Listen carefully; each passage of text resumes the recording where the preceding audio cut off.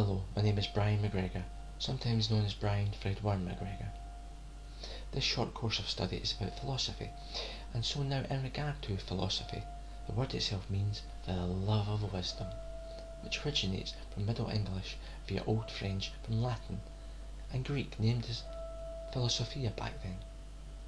There is different approaches to philosophy which can be taken, and one such is alternating facts. This is one where a truth of sorts is spoken, which is in direct contrast with and in itself. To be fair, near anyone can write philosophy. It is just a discipline that needs a little coaching, which is what this course will hopefully do convincingly, with any luck. Now, with the said example of alternating facts, the best example is one where there is rather glaring differences, which ties a concise line together. I have found a line of about 12 words is best, although obviously the amount of words would suit the project or event as such. It's usually best to dance around a subject, usually commonalities which are very similar yet very different work best as noted. So let's have a little look, and here's one to start with. Let's take weakness and strength as such, and so let's start with my weaknesses are not a weakness as such, and instead yet rather strengths requiring further development. This is quite optimistic as such, as it highlights that rather than the weakness being as such, it is rather a strength going under a change. Here that would be into something much better, namely a true strength as such. A second example of alternating facts could be, though strong as I am, I make my greatest noise in the calm. This is suggestive, moreover, that the person is a thinker as such, in that they do their best creativity in silence, and here creating great works. Many great philosophers craft great works in silence, and it's been noted by many scholars that in solitude great works can be crafted. It is not to say that all great works are created best by yourself. It's rather that there's opportunity to think, more so without distraction per se, which I guess is one way of looking at things. Another example is adaptation of commonly held beliefs. For example, an idiom, one which is made by yourself. Idioms, of course, as noted, rely upon commonly held thoughts of life, and whilst not by everyone, rather by a number of people who see sense in the word's usage, I guess a wisdom as such as the word philosophy itself means.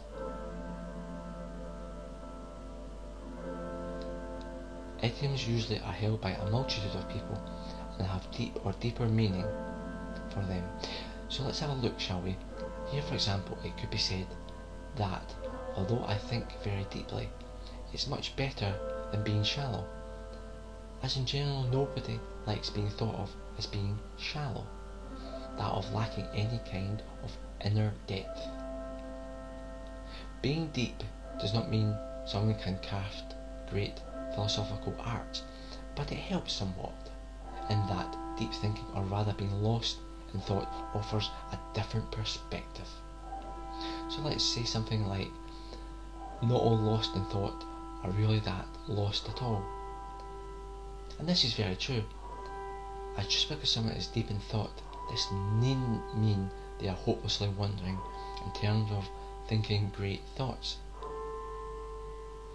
So it seems that wisdom is itself in essence philosophy, in terms of how it is crafted. Philosophy is events which many can relate to and understand in terms of having common defining factors.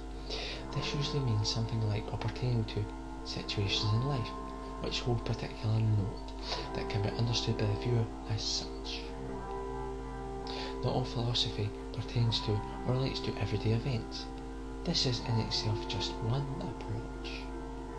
It could be something, a situation less common, but equally as relevant, or at least it should, in that there should be relatability to the viewer to a situation, an event, or other circumstance they have experienced or understand somewhat, if you know what I mean.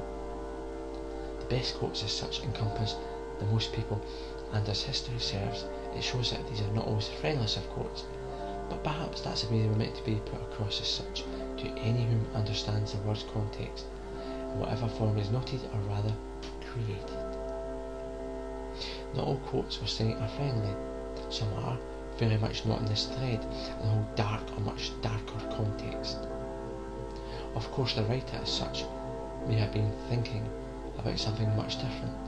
It can be hard to say what exactly is being said. As noted earlier, sweeping generalisations do work, in that they hold much regard to many, even with their very broad scope as such. This broad scope should be viewed as to loosely suit or rather fit those reading the quote or saying. One example of broad scope could be a subject or the like, which is very relatable and is understood as having particular value, if not to everyone, perhaps, and yet to groups of people, excluding a few as such. The best quotes normally apply to the most people, which of course offers better chance of being noted in that it holds reference. Now specifically, with my design as such, there are 3 zones in a circle around a subject identified in my concept, and for the want of better words, is a dance of sort between rings. These 3 rings help keep the quote, saying or other idiom in context and within what makes the quote as such most very viable. In other words, they make sense. There are, as noted, 3 rings and a centre point as such for such topic wordage.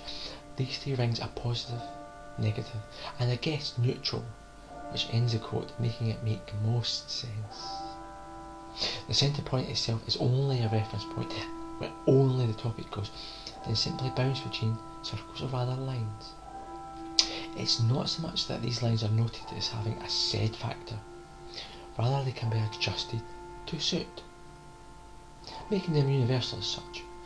Here what matters is there is alternating meanings between them, although the middle line next to the centre as such must have the punchline as it ends there or here. The centre point is never actually entered, it is simply a reference point as such of where to go, in the end yet never reached per se. So let's take a quote as noted from before to illustrate its workings, and so the outer ring would be weakness, then the next ring is strength, and so line 3 is weakness defined, line 2 is strength defined, and line 1 is the punchline or rather meaning line, and which ties the quote together. Here that is development, with the centre point the reference or rather primer as such, of which could be called the topic of power, which is what weakness, strength is all about, where the topic is, as mentioned, power. It is simply and or rather the case of bouncing between these lines inwards to the centre point, to the end and punchline, or here power line, with the centre point as noted a reference point as such, which is never reached. Now I will draw such, so you the student can see how the banding works. I will call this centrement, as the concept or rather design, which helps assist the writing of such words, that of sayings, of quotes. In fact, its design, as noted here, is universal. It is whatever you fancy, anything at all. Always remember, as you move in, shift dramatically from one extreme to another, then hit the meaning line, that of line 1. The centre point is simply reference, and never reached. It's probably best just seen as to keep the mind on topic as such. However, what is notable is the sharp difference between lines until line 1, the meaning line, where what is being said culminates as such. And so the individual can see how my design of centrement works, and that of how a quote or saying can be readily achieved, or better yet designed. And I know this works, as I've used it myself, and I have written a good number of quotes, sayings and other literature as such over the years, as many people rather readily know.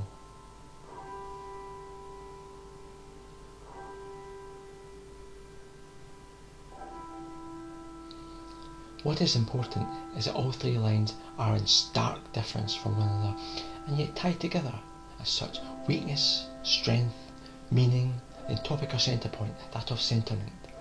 I hope this helps individuals write great works of art, great works of creativity as such. I do not mind sharing this design, as it is for the common good of writing, and I like helping others out as best I can, where I can, which is what I have done today rather regularly. I have other designs in the pipeline which I will share too, and this is just but one for now.